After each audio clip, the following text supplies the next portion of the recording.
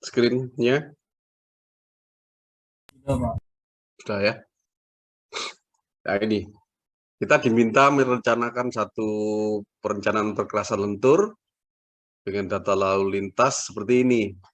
Misalnya, data lalu lintas per hari untuk 2 arah sebagai berikut. Kendaraan ringan 2 ton, 1+1, 2.000 kendaraan, plus 8 ton, 3+5, 600 kendaraan, truk 2 as 13 ton, 5+8, truk 3 as 20 ton, 6+7.7, 60 kendaraan. Ini kemarin harus diingat ya, ada juga yang cara menulisnya itu begini.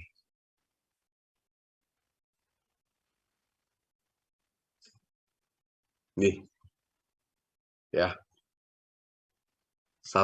Diberi keterangan gitu, 1.1, 1.2, misalnya bus ya, 1.2, 1.2, 1.2, misalnya truk 2 as ini, truk 3 as 1.2, 2, ya. Sekaligus juga dengan tonasenya atau berat totalnya kendaraan plus barang yang diangkut maksimum. Ya. Kode 1 ini sumbu tunggal roda tunggal, kode 2 ini sumbu tunggal roda ganda, 22 yang jejer ini sumbu ganda roda ganda. Ya. Terus untuk apa sih itu? Nah, nanti kita lihat di penyelesaiannya. Ya, seperti ini. Ini Anda harus, kalau tidak ada kodenya begini, Anda harus lihat di buku standar atau buku referensi yang lain ya. 2 ton kendaraan ringan itu depannya STRTK atau yang lain gitu.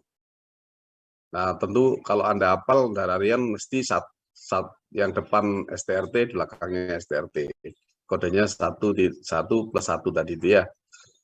Terus 8 ton, 3+5, depannya STRT, belakangnya ST, RG. Makanya 1+2 kodenya. Ya, kecuali yang ini, truk 3 as 20 ton nih, 6.7.7. Ini apa namanya, roda belakangnya adalah sumbu double roda double, kan gitu ya. Sumbu ganda roda ganda.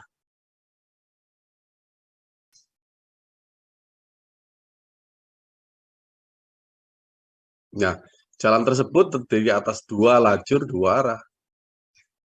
2 lajur 2 arah, bisa membayangkan 2 lajur 2 arah. Kayak apa itu? Kayak apa 2 lajur 2 arah itu?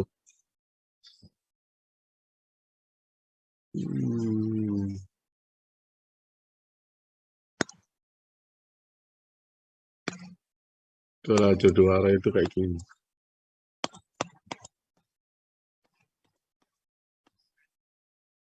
Ya. 2 lajur 2 arah, jalan direncanakan selama 10 tahun. Jalan direncanakan selama 10 tahun.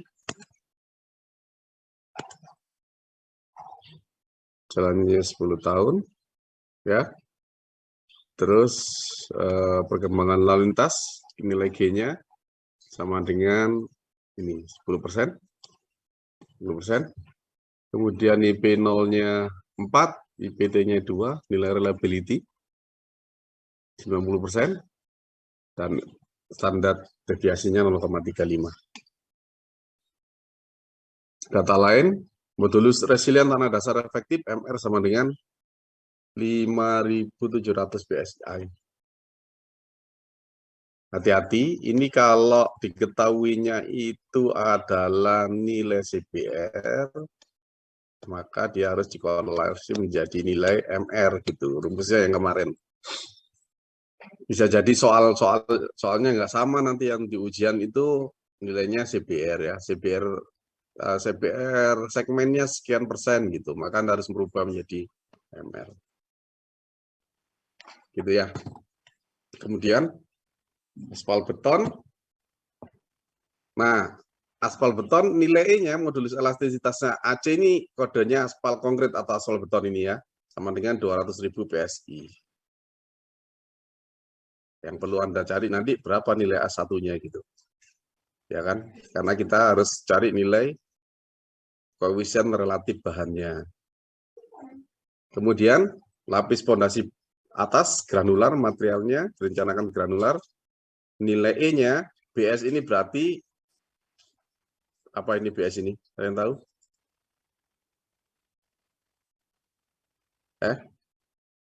Ini kan aspal beton ini AC. Kalau BS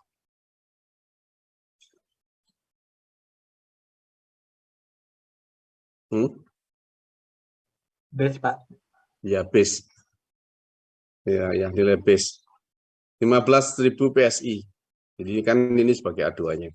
Lapis pondasi bawah granular ESP subbase ya, SP-nya 10.000 PSI. Ini A3-nya berapa nanti? Kenapa perlu kita cari A1, A2, A3? Karena persamaan yang kita buat nanti bentuknya adalah gini kan, balik lagi yang kemarin. Nih, ini penting, ini dicatat.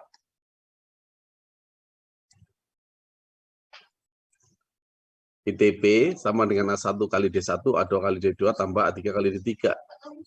Jadi di soal ini material untuk A1-nya sudah ditentukan tadi itu aspal beton. Nilai A2-nya juga sudah ditentukan itu base-nya. Nilai A3-nya juga sudah ditentukan. Maka karena tadi itu hanya menyebut nama material, maka nilai koefisien kekuatan relatif bahan perkerasannya harus kita cari itu. Setelah nanti ini ada nilai A1, nilai A2, nilai A3 ada, berarti yang belum ada adalah nilai ITP-nya. Nilai ITP kita hitung dari beban lalu lintas dan lain-lain pakai nomogram yang kemarin itu. Sedangkan yang D1 ini yang akan kita cari nilainya. Jadi ini nanti tebal masing-masing ini kita cari nilainya. Itu. Nah, di soal itu tadi kan materialnya sudah ditentukan ya. Tadi yang A1, calonnya A1 sudah tahu, calonnya A2 tadi sudah tahu, A3 sudah tahu. Kalau kenyataannya di lapangan seperti apa? Kita survei dulu. Kalau di lapangan benar-benar kita merencanakan survei dulu. Yang tersedia di lapangan itu material A1-nya apa ya kira-kira gitu. Oh, di situ ada pabrik aspal mixing plant atau AMP yang produksi aspal beton. Kita survei ke mereka.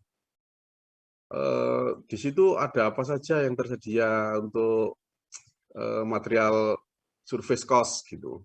Nah, itu kita pakai sudah A1. Kemudian syukur-syukur kalau sudah ada data nilai E-nya. Nilai E tadi itu. Karena nilai E itu nanti akan bisa kita cari nilai A1-nya. Kemudian yang A2 juga demikian.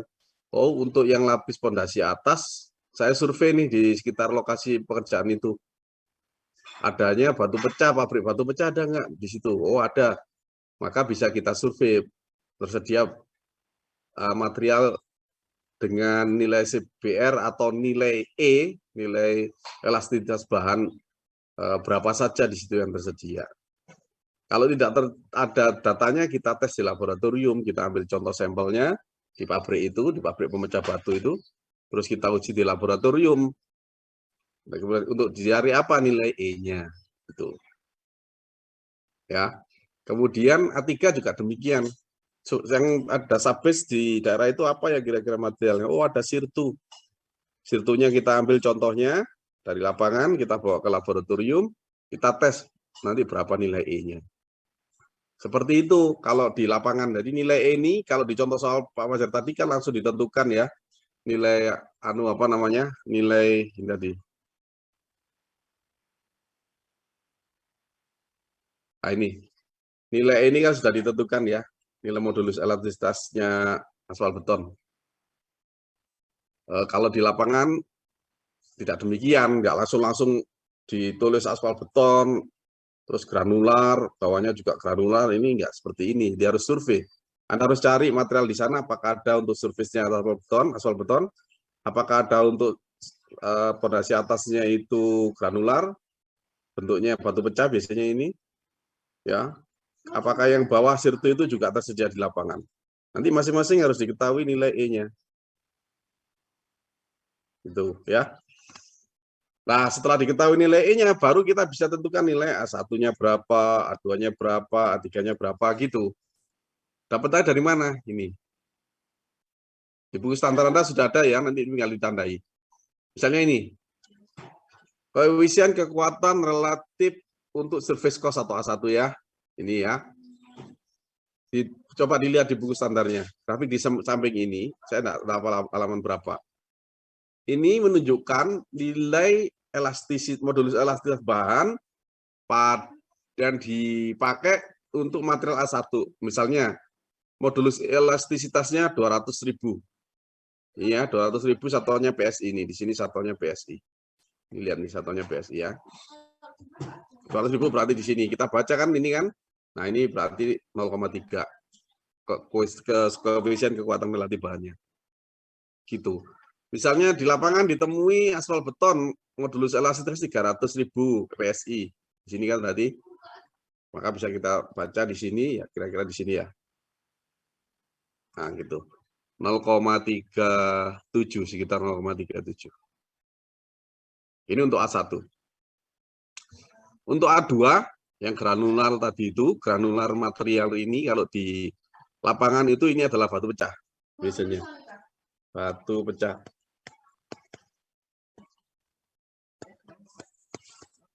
Nah, biasanya ini batu pecah.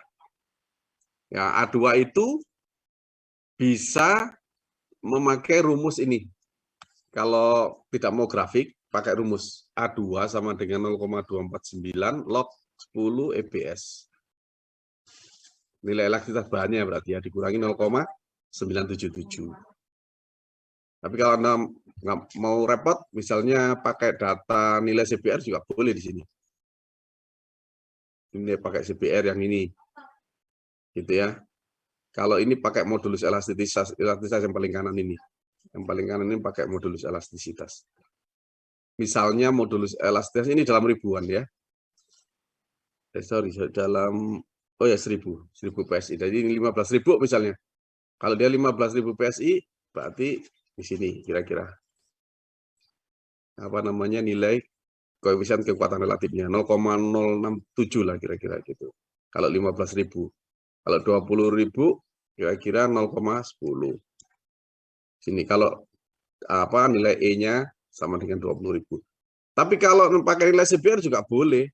Misalnya di lapangan Anda temui batu pecah setelah dites di laboratorium, nilai CBR-nya misalnya 50 gitu. Ya boleh di sini. CBR-nya kan persen satunya 50 ya. Anda tarik aja dari sini dibaca ini. Oh 0,11 kira-kira. Nilai E-nya. Sorry nilai A2-nya. Gitu. Terus nilai A3. Nilai A3 itu boleh didekati dengan rumus 0,227 log 10 ESP dikurangi 0,839. Ya ini yang paling kanan nih grafiknya.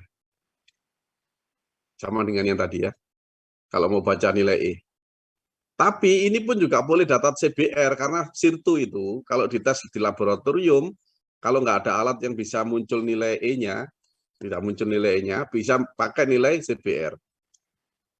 Jadi nilai CBR misalnya 10 gitu ya. Ini misalnya 10, itu kita baca ke arah kiri. Nah ini nilai E-nya, nilai A-nya 0,08. Itu kalau pakai nilai CBR. Kalau datanya modulus elastisitas seperti soal yang tadi, ya kita cek aja misalnya kita tadi itu modulus elastisitas bahannya kan 10.000 ya, yang A3. Langsung saja kita baca di sini. 10.000 berarti ini kan, ini dalam ribuan ini. 10.000. 10.000 ini kan, kita baca aja ke sana. Seret gitu. Oh 0,07 kira-kira.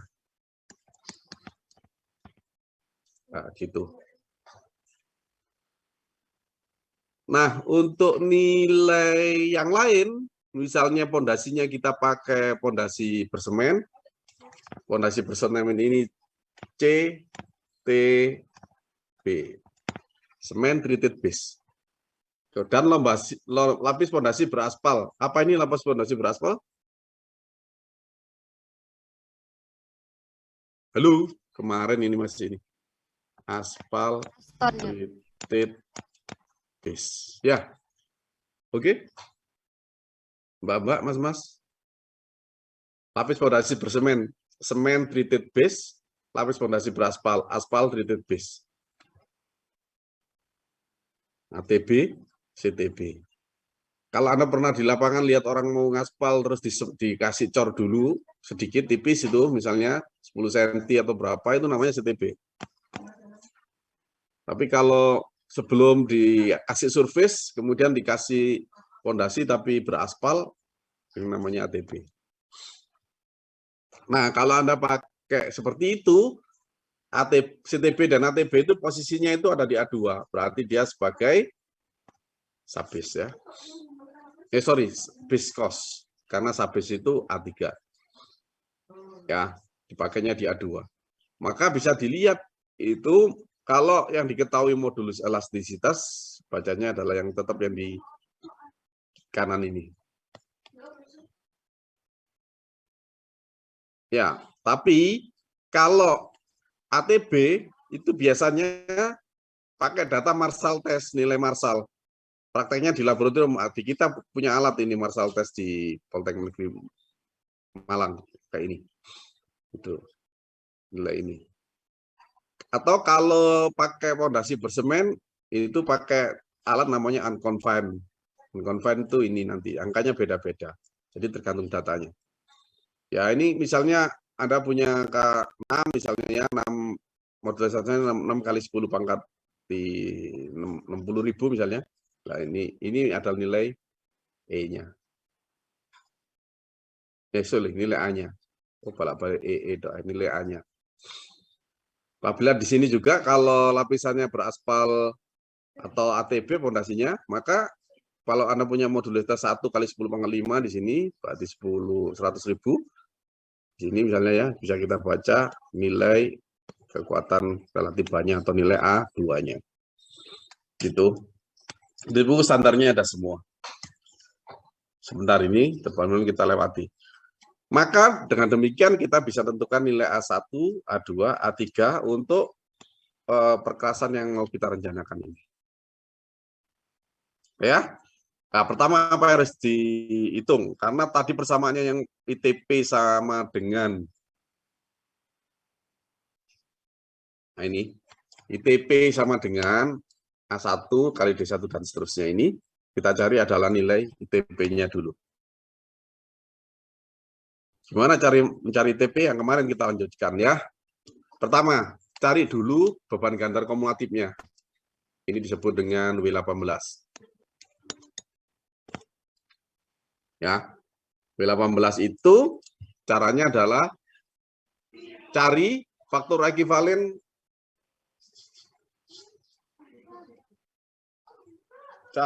nilai ekivalen masing-masing kendaraan. Ya. Dengan IP 0 sama dengan 4, IPT 2. Ini nanti dulu ya IPT ini. Kendaraan ringannya 2 ton. Itu kalau kita cari nilai E-nya 0,025, bus 8 ton 0,244, truk 2 as 13 ton 5 plus 8, truk 3 as 2 ton 2,595.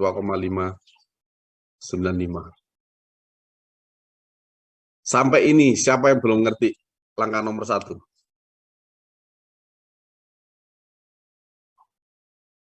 Halo? Halo? Sudah paham semuanya? Yang nomor 1? Halo? Sudah Pak, insya Allah. Ya ini kan contoh soal dan tes kemarin ya? Iya Pak. Tugas. Oke. Tugas. Oke. Kemudian mencari beban gantar standar untuk lajur rencana per tahun berarti volumenya dikalikan dengan nilai E-nya kan gitu ya. Masing-masing jenis kendaraan. Ini kalau yang minggu kemarin Pak Fajar tabelkan itu loh. Pakai tabel boleh, pakai ongkong ini juga boleh. Terserah. Ya.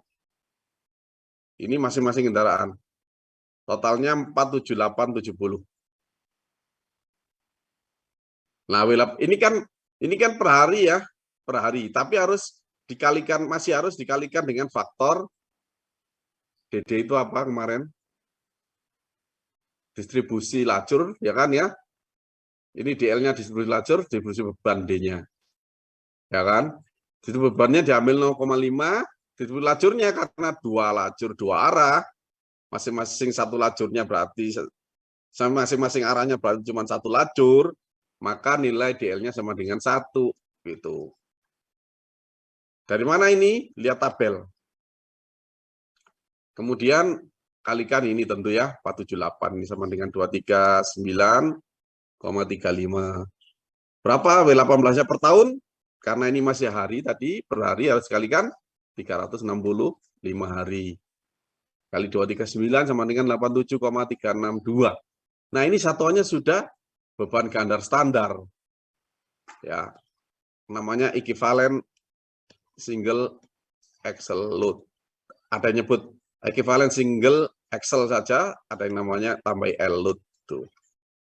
Beban gandar standar ini ESAL namanya ya, 87.363. Nah, kita harus memperkirakan sampai umur rencana 10 tahun, kan gitu ya. Perkembangan lalu lintas tadi diketahui 10% di soal. Balik lagi soalnya ya. Nih, jalan direncanakan 10 tahun.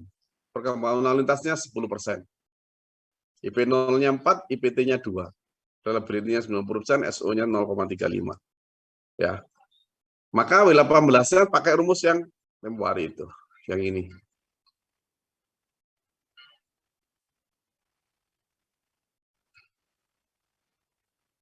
Ini. W18 sama dengan W18 1 plus G pangkat N dikurangi 1 dibagi dengan G. Ya. Karena kita ingin memperkirakan sekian tahun yang akan datang dengan pertumbuhan lalu lintas sebesar G. Gitu ya. Ini rumus net present value itu loh. Ya kan, sama dengan W18 kalikan 1 plus G pangkat N kurangi 1 bagi G, sama dengan 87,362 kali 1 tambah 0,1, pangkat 10 karena N-nya 10 tahun, dikurangi 1 bagi 0,1 sama dengan 1.392 ESAL. Sampai sini ada pertanyaan? Tidak ada. Saya lanjutkan ya. Lanjutkan dulu ya. Iya, Pak. W18-nya 1,3, nilai reliability-nya 90%, SO-nya 0,35, ini dari soal. Modulus resilient tanahnya 5.700 PSI, ya kan? Dari mana? Soal juga ini tadi, IP 0-nya juga soal, IPT-nya 2 juga soal, maka delta PSI sama dengan 4 dikurangi 2, sama dengan 2. Apa ini gunanya? Untuk melihat ini. Desain serviceability loss-nya, ya. Karena nanti akan kita potongkan di garis 2. Yang 2 itu ini berarti. Ini kan ada 2 ya. Garisnya 2.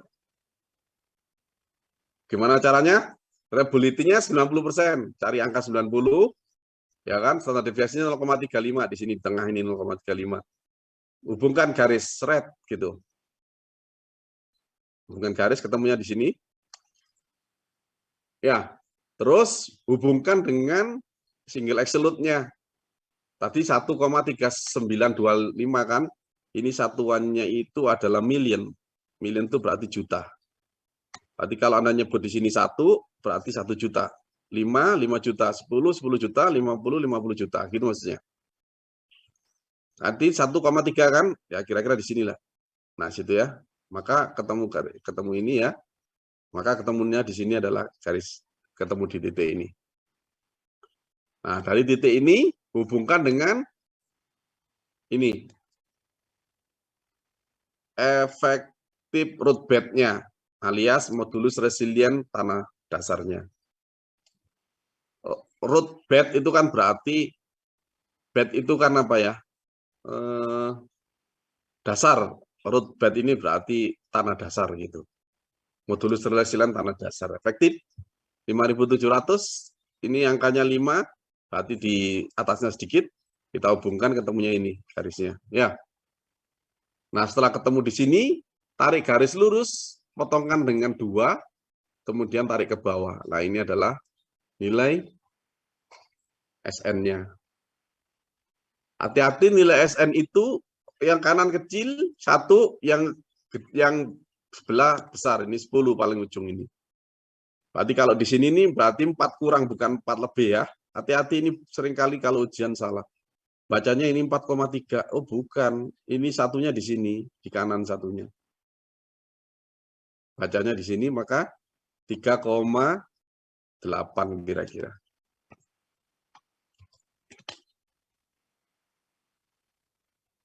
Gitu cara mencari structural number atau disebut dengan ITP, ini sama aja. Kalau bahasa Indonesia disebutkan indeks tebal perkerasan, tapi kalau dibahasakan di sana menjadi structural number atau SN. Podo aja ya, jangan bingung.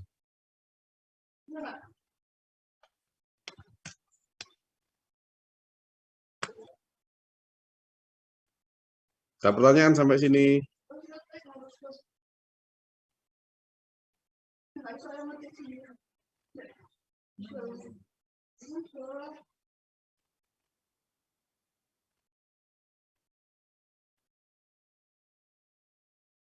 Sementara belum kah?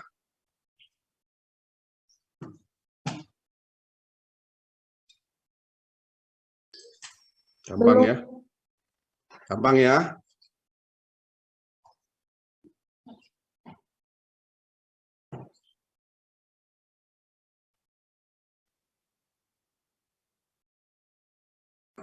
Insya Allah, Pak. Ya, alhamdulillah kalau sudah paham. Kita lanjutkan kurang sedikit lagi ya, berarti menentukan berapa tebal masing-masing. Jadi nanti kita punya persamaan nih. Nah, nih SN sama dengan A1 kali D1 ditambah A2 kali D2 tambah A3 kali D3. Material perkerasannya tadi aspal beton, EAC-nya atau nilai modulus elastisitas aspal betonnya 200 PSI. Harus kita cari ini nilai A1-nya. Gimana itu nyarinya? Yang tadi ini, A1 ya. Hati-hati, lihat di buku standarnya. 200.000 ke atas, potongkan 0,3 berarti. Berarti ini 0,3 A1, betul ya? Kemudian pondasi atas granular atau EBS 15.000 PSI. Berapa aduannya? Jangan lihat ini dulu angkanya, kita lihat caranya. 15.000 ya. 15.000 itu ini PSI.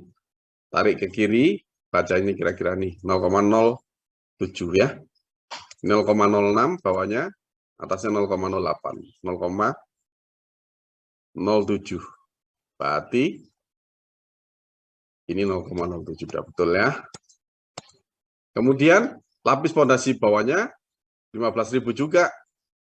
A3-nya berapa? Sorry. Berarti di A2. Oh, A3, sorry. A3, 15.000. 15.000 berarti sini. Ya kan? Baca di sini. Kira-kira antara 0,10 dan 0,12. 0,11 lah kira-kira ya. 0,11, sudah betul. Oke, untuk mencari nilai kekuatan relatif bahannya, ada pertanyaan A1, A2, A3? Belum ada ya. Maka persamaan kita nanti, kalau kita masukkan angkanya, serial number atau ITP sama dengan 3,8 ini kan. 3,8 sama dengan A1-nya 0,3, 0,3 kalikan D1, ditambah 0,07 karena A2-nya 0,07, kali D2, ditambah 0,11 ini, kali D3, ya kan? Nah, kita punya persamaan dengan 3 variabel yang tidak diketahui, yaitu D1, D2, dan D3. Ya, maka harus ada dua angka yang kita tetapkan lebih dulu. Ya, bagaimana caranya? Ya, bagaimana caranya? Material perkerasan itu kan berlapis-lapis kemarin ya, mulai surface. Kan seperti ini bentuknya kan ya. Ini material yang atas, material bawahnya. Ini material bawahnya lagi yang subbase. Ya, material perkerasan semakin ke atas itu semakin mahal. Gitu. Ya kan, aspal beton lebih mahal daripada batu pecah lebih mahal daripada sirtu. Dengan satuan berat atau volume yang sama. Tuh. Maka yang paling baik ketika merencanakan perkerasan, itu yang atas kita beri ketebalan minimum, yang bawah itu minimum juga, baru yang bawah kita cari. Gitu. Kenapa ada ketebalan minimum? Ini dalam buku standar kita, ketebalan minimum itu dipakai untuk menjaga kestabilan dari struktur perkerasan. Karena misalnya surface ini aspal beton terlalu tipis, itu juga mudah mengelupas. Nantinya bukan struktural lagi, tapi non-struktural, jadinya sebagai lapis aus atau sebagai lapis kedap air saja. Tidak berfungsi struktural kalau terlalu tipis. Gitu. Maka diberi ketebalan minimum. Yang bawah juga diberi ketebalan minimum. Nah, berapa ketebalan minimumnya? Ini Anda cari di tabel. Nah, ini. Tebal minimum. Di buku standarnya ada. Tebal minus lapis permukaan aspal dan lapis fondasi atau agregat. Beton aspal beton untuk surface itu, ya, minimal tebalnya adalah jika ESAL-nya atau lalu lintasnya kurang dari 50.000, 2,5 cm. Gitu. Kalau dia 50 sampai 150.000, 5 cm dan seterusnya. Untuk lapis fondasi agregat ini berarti apa ini? Ini base cost. BS. Ya, tebal minimumnya adalah 10. Kalau 10 dan seterusnya ke bawah ini tergantung dari nilai ESAL-nya. Paham ya? Lapen dan las butak ini, lapennya sekarang tidak kita pakai, ya. Perencanaan kita tidak pakai lapen, tapi lapen itu minimum tebalnya adalah 5 cm.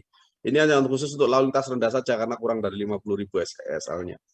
ESAL ini semakin rendah kan berarti lalu lintasnya semakin sedikit, sepi-sepi saja jalannya. Kalau semakin tinggi seperti ini jalan tol, jalan arteri ini seperti ini apa namanya volume ESAL-nya, ESAL-nya. Itu kalau pakai las butak juga 5 cm. Las butak pun tidak boleh dipakai untuk yang lalu lintas tinggi, hanya untuk dipakai lalu lintas rendah. Ya, kurang dari 50.000 ESAL. Maka kalau kita kembali ke soal tadi, kita perhatikan karena surface-nya pakai beton aspal, ini kan, kemudian base-nya pakai ini. Ya, kita lihat di sini berapa tadi ESAL-nya? ESL-nya 1,3 juta. 1,3 juta itu berarti sekitar di sini ya. Ya kan? Sorry. Ini 500.001 sampai 2 juta. Kan 1.300 sekian tadi. Maka minimal ketebalannya untuk beton aspalnya adalah 7,5 cm. Untuk agregatnya batu pecahnya adalah 15 cm. Sampai sini ada yang pertanyaan? Tebal minimum? Maka tebal minimumnya 7,5 cm dan 15 cm D2-nya.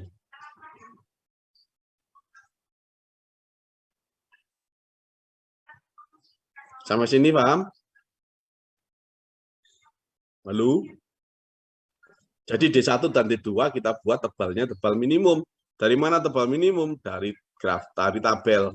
Tabel berapa ini? Nggak tahu Pak baca. Tabel 8 ya, di buku standarnya. Tapi lihat dulu nilai ESAL-nya. ESAL itu ini loh. Ini loh, beban gandar W18 ini tanya tadi kan Pak Wacar oret-oret dari tadi namanya ESAL. Ini tuh. Oh. Ini sih mau sing ESAL tadi. Equivalent single absolute tadi Pak Wacar orang-orang di India.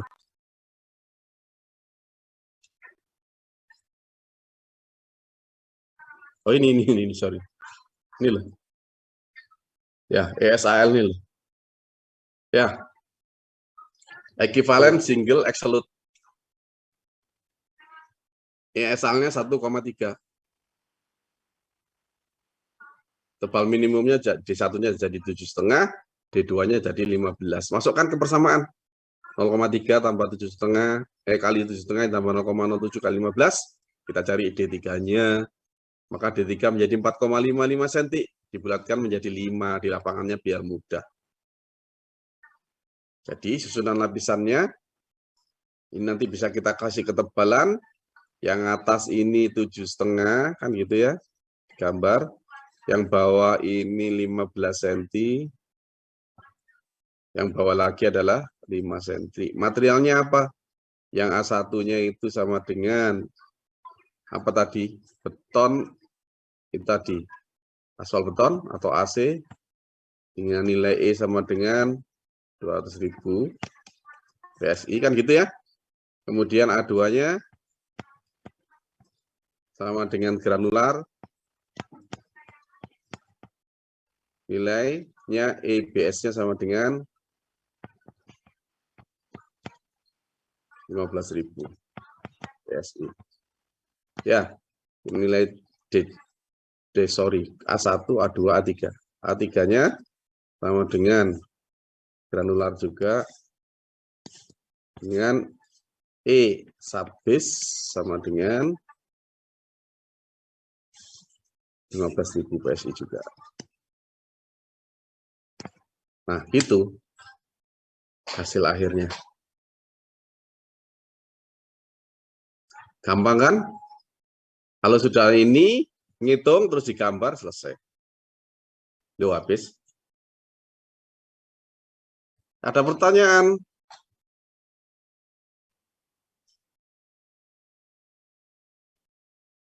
Nggak ada ya? Gampang, karena saking gampangnya nggak ada pertanyaan ini. Apa saking sulitnya, sehingga nggak ada pertanyaan. Saking gampangnya lah, mudah-mudahan. Ya. Ya, Mas-mas, Mbak-mbak. Ya, kalau nggak ada pertanyaan, saya akhiri loh ya. Karena Pak Fajar juga akan segera ke bandara ini. Ya. Tapi udah nggak ada, saya pikir ya. Kita tolong Mas Ketua kelasnya untuk ngabsen teman-temannya ya. Ya, Pak. Kalau kita ketemu hari Jumat yang akan datang dengan materi perkerasan kaku. Oleh karena itu, standarnya yang perkerasan kaku di print.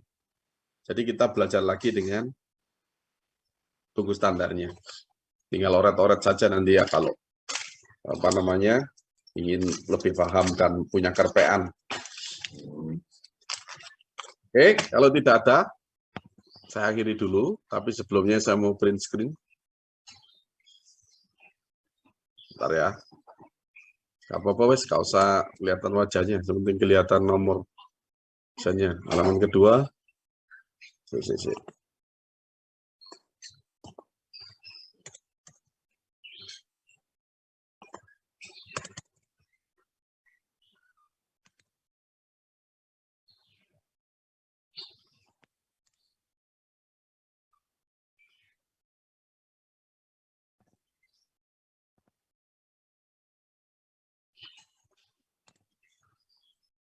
Ya, sudah. Minta tolong nanti seperti biasa ketua kelasnya ya. Absennya. Ini saya cuma lupa arsip namanya dan wajahnya. Baik, ya, saya akhiri dulu kuliah untuk hari ini. Terima kasih atas kehadirannya. 43 orang ya. Saya akhiri. Assalamualaikum warahmatullahi wabarakatuh. Waalaikumsalam warahmatullahi Waalaikumsalam. Sama-sama. Saya tutup ya.